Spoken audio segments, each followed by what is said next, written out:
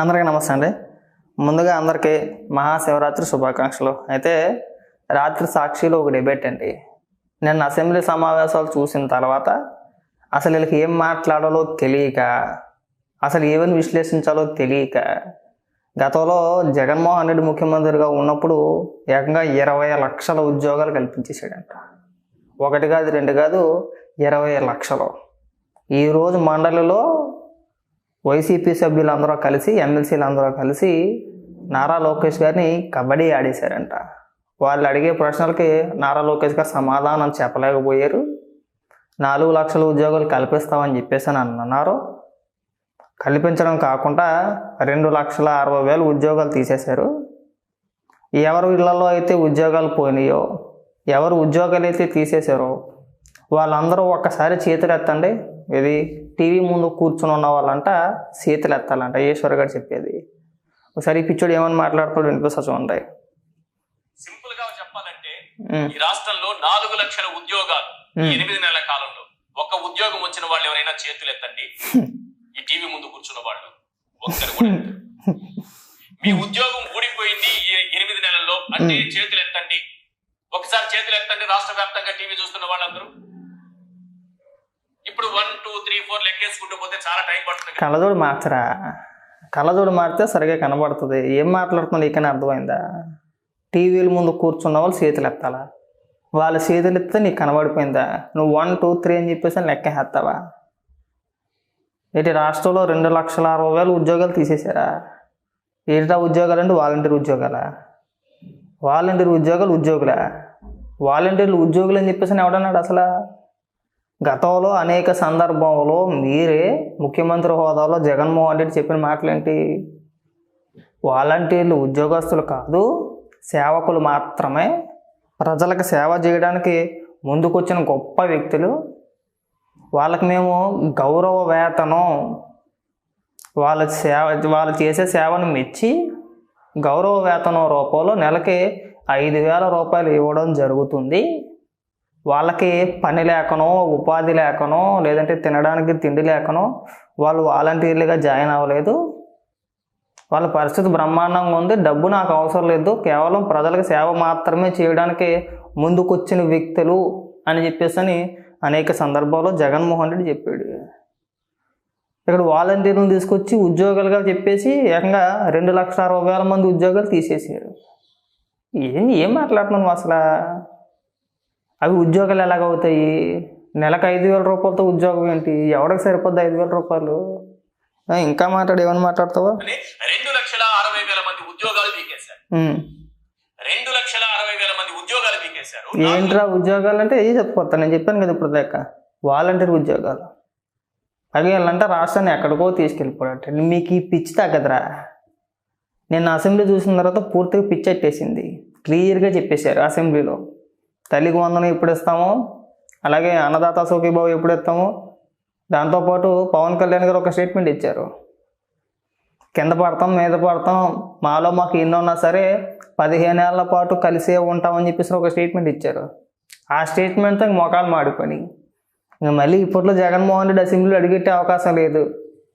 ఏదో రకంగా ఈడ్ చేయాలి, ఏదో రకంగా జనసేన కార్యకర్తలు రెచ్చగొట్టేయాలని చెప్పేసి ఇలా తమ్ముళ్ళు చూసారు. ఒకసారి పెట్టే ప్రయత్నం కూడా చేస్తాను చూడండి. 15 ఏళ్ళు జెండా కూలీలు అని చెప్పేసి ఒకసారి, నారా లోకేష్ గారు ముఖ్యమంత్రిని చేస్తానికి పవన్ కళ్యాణ్ గారు ఒప్పుకున్నారని చెప్పేసి ఒకసారి, ఏదో ఒక రకంగా రెచ్చగొట్టాలి అంతే. వీళ్ళకి తోడు మరి ఈ పిచ్చోడికి తోడు ఇంకో 2 పిచ్చోళ్ళు. ఒకడు అరకోటి పాష, ఇంకొకటి మా పొద్దుల కోసం కేఎస్ ప్రసాద్. మా ప్రసాద్ అయితే పొల్లు కొరికేస్తున్నాడు. ఇంకా ఏం చేయాలో తెలియక పొల్లు కొరికేసి బీపీ పెంచేసుకొని పొల్లు కొరికేసుకొని.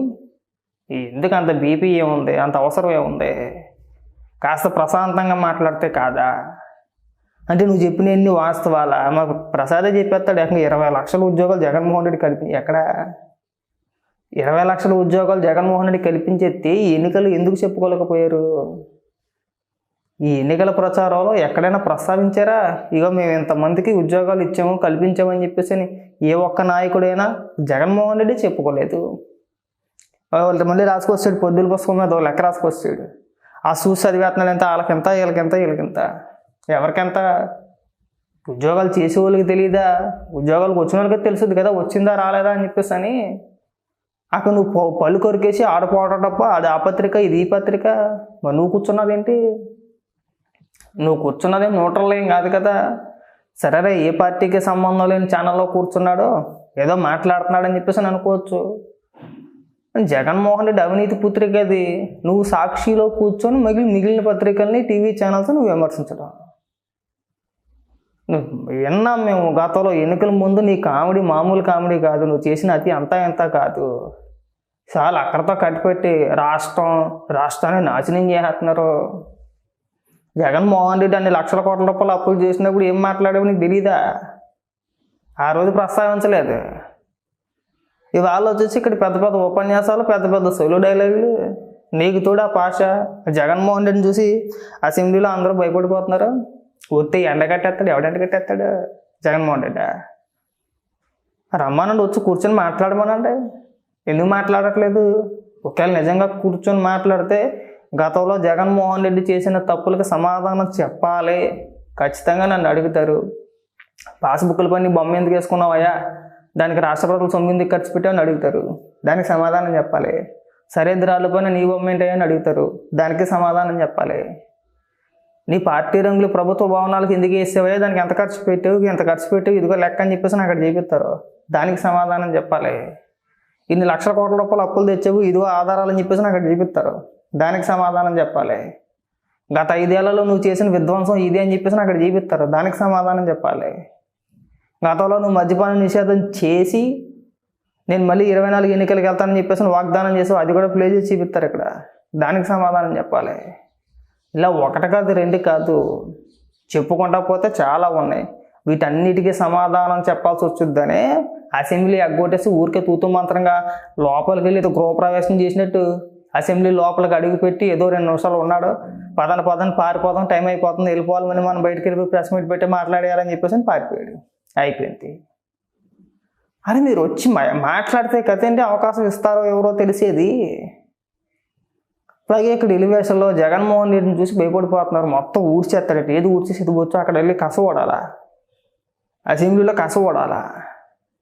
ఎందుకు నీ మేధావితనం తగలట? అరకోట్లు వేసుకొని పెద్ద ముదురులా కూర్చొని పనికిమాల సొలు డైలాగులు కొట్టడం తప్పితే దేనికన్నా పనికొస్తారు మీరు? అసలు దమ్మిడి బిళ్ళకు ఉపయోగపడరు. మీరు ఒక విశ్లేషకులు. జగన్మోహన్ రెడ్డి అసెంబ్లీకి వెళ్ళి అసెంబ్లీలో మాట్లాడనట్లా. జగన్మోహన్ రెడ్డి అసెంబ్లీకి వెళ్తే వాళ్ళంతా భయపడిపోతారు కాబట్టి జగన్మోహన్ రెడ్డి వాళ్ళ పైన దయ తడిసి వదిలేసేయడన్నట్టు మాట్లాడుతున్నారు. వెళ్తే చెక్కుతారు బాగా. ఇక్కడ బయట ప్రెస్ మీట్ పెట్టి మన నోటుకు వచ్చింది వాగేయడం కాదు అసెంబ్లీలో మాట్లాడడం అంటే. సుక్కలు జిగించేస్తారు, అక్కడ గూటించేస్తారు. సమాధానం కూడా చెప్పలేడు మళ్ళీని.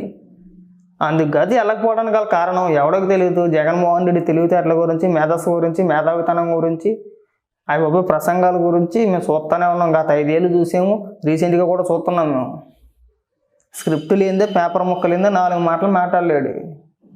ఇక్కడికి వచ్చేసి పనికిమాలిన ఎద వెలివేషన్లో.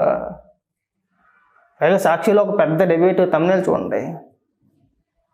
ఇలాంటివి చూసినప్పుడు ఏమనిపిస్తుంది అంటే ఇంక ఇది పిచ్చి పట్టేసింది, పూర్తిగా ముదిరిపోయింది, ఏదో రకంగా రెచ్చగొట్టాలని చెప్పి చూస్తున్నారు. అవును, పవన్ కళ్యాణ్ గారు అన్నారు 15 ఏళ్ళు మేము కలిసి ఉంటామని చెప్పేసి అన్నారు. దాని అర్థం ఏంటి? జగన్మోహన్ రెడ్డిని ఇప్పుడిప్పుడే అసెంబ్లీలో అడుగు పెట్టను అని చెప్పేసి దాని అర్థం. ఇక్కడ చూసారా ఏ విధంగా రెచ్చగొట్టే విధంగా వేస్తున్నారు. వీళ్ళకి అసలు మ్యాటర్ అర్థం కావట్లా. కాబట్టి ఏంటంటే ఏదో సొల్లు డైలాగులు కొట్టలు మానేసి కట్టిపెట్టేయండిరా.